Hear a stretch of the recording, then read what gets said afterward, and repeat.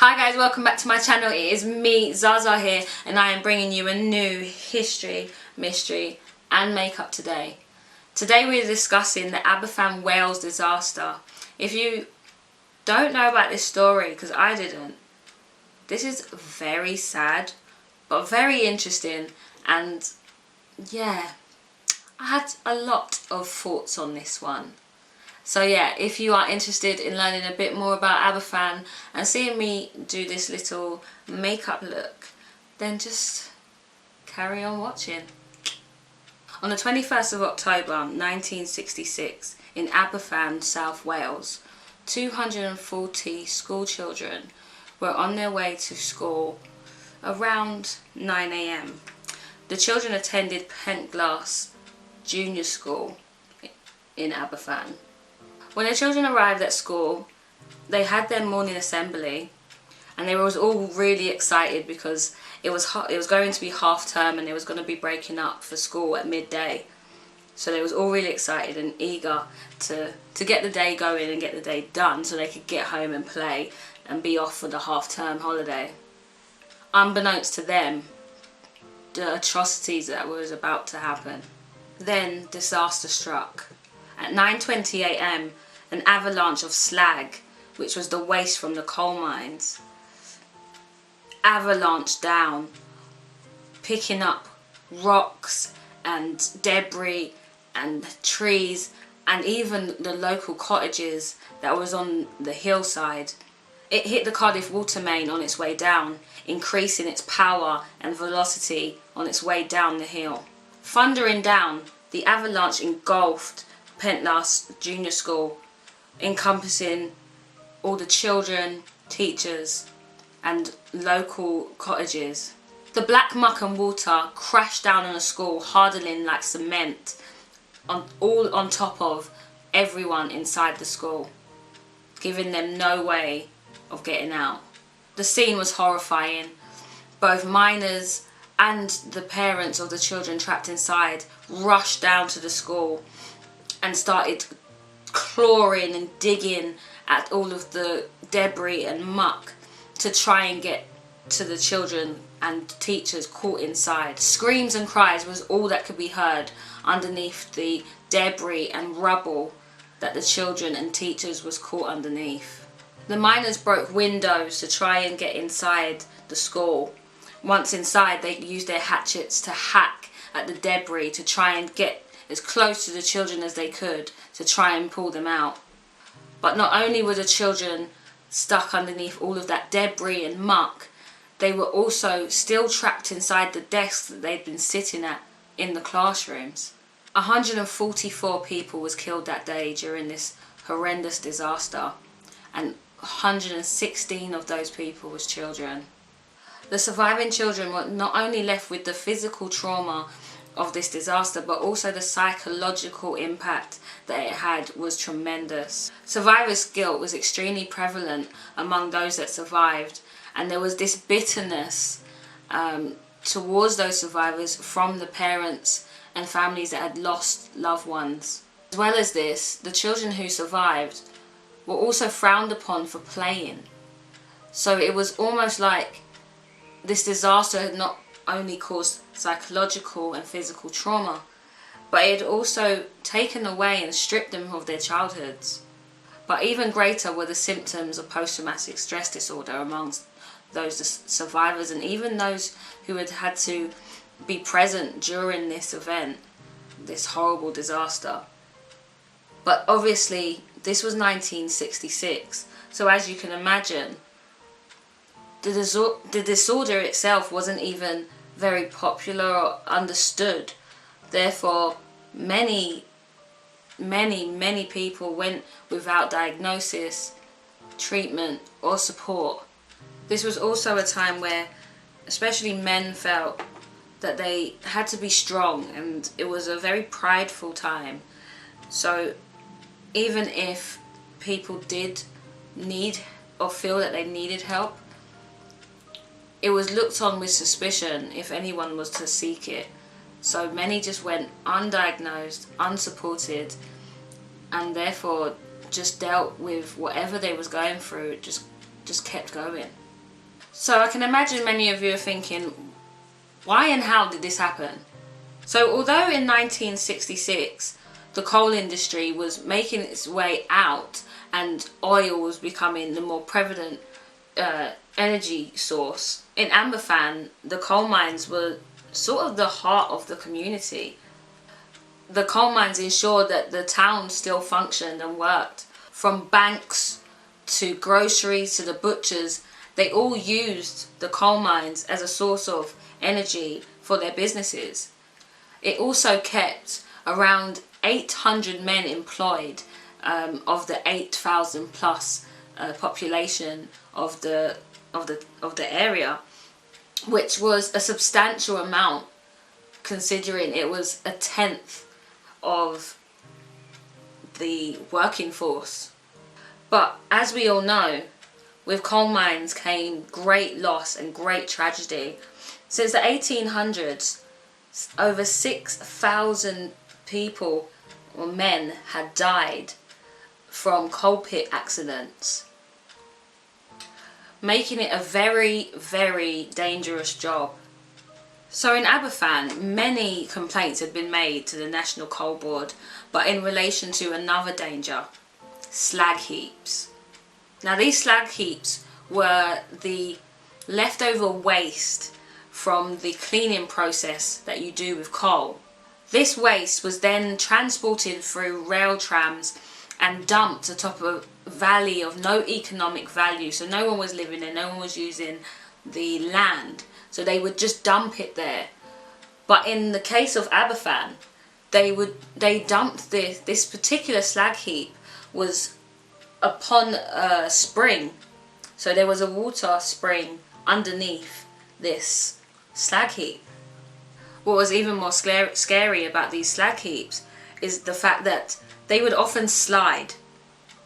Now this slag heap in question in Aberfan was enormous.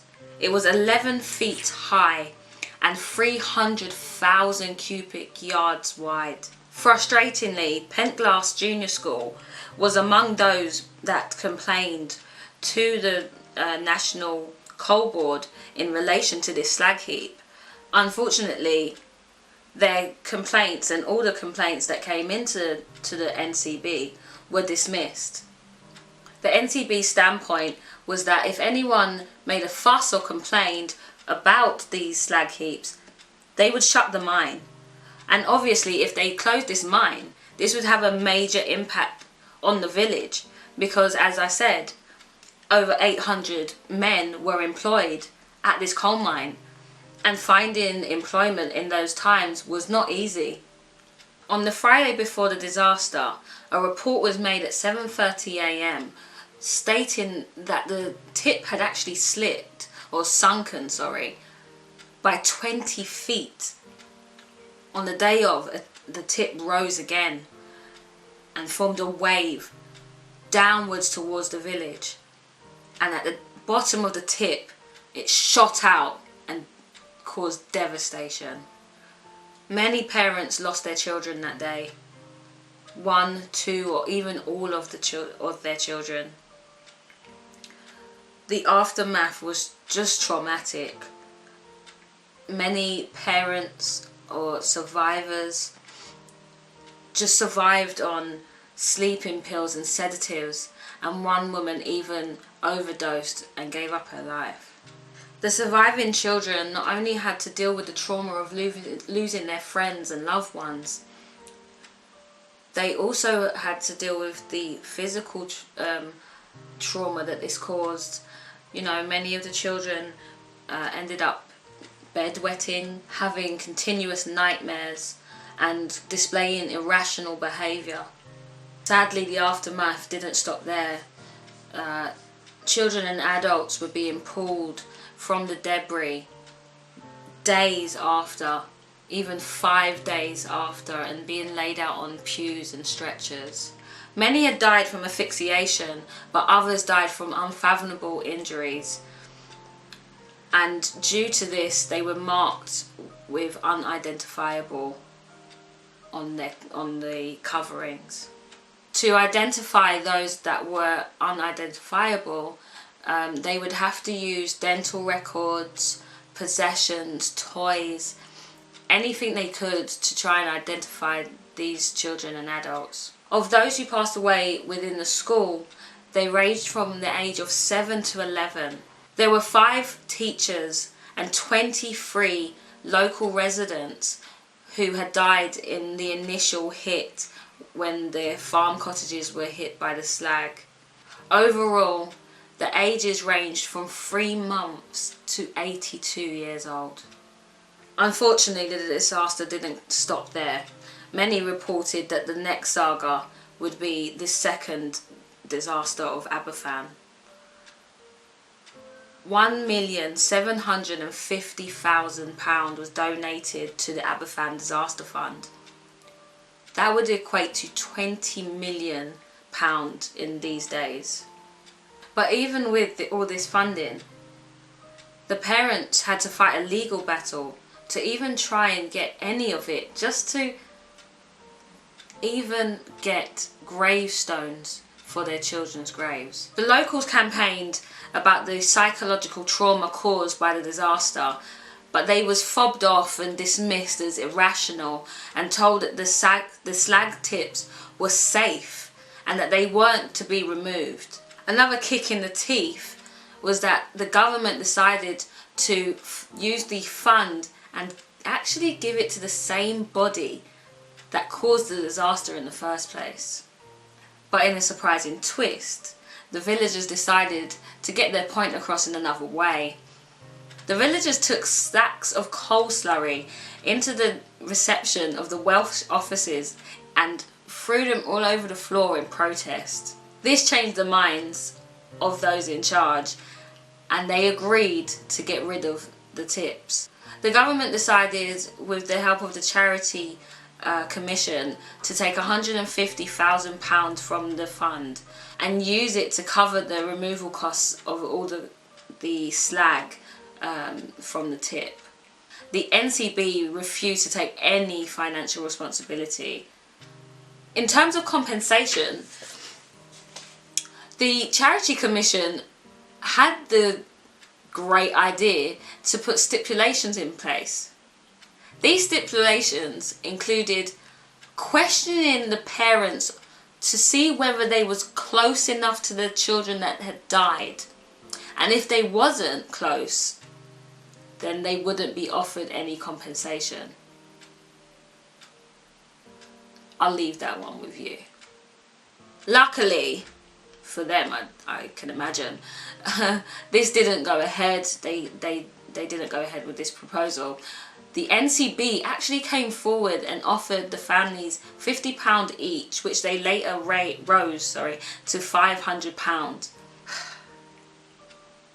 Another kick in the teeth was that they felt that any more money that they offered would destroy the working class because they weren't used to having so much money. An inquest was held and the villagers and survivors were absolutely livid. They shouted that their children had been murdered and said that on the death certificates, "buried alive by the coal board" should be written. The inquest was held over 76 days, which at the time was the longest inquest in British history. At the inquest, the NCB upheld their standpoint and they claimed that the disaster was due to God and the effects of geological factors as well as heavy rain. Don't get me wrong, there was heavy rain, but they're still pushing it, in my opinion. However, Lord Robens, chairman of the NCB and a former Labour government minister, he admitted that the tipping policies hadn't been upheld by the board and said that if they had done, we wouldn't have been having to have these proceedings and facing these consequences.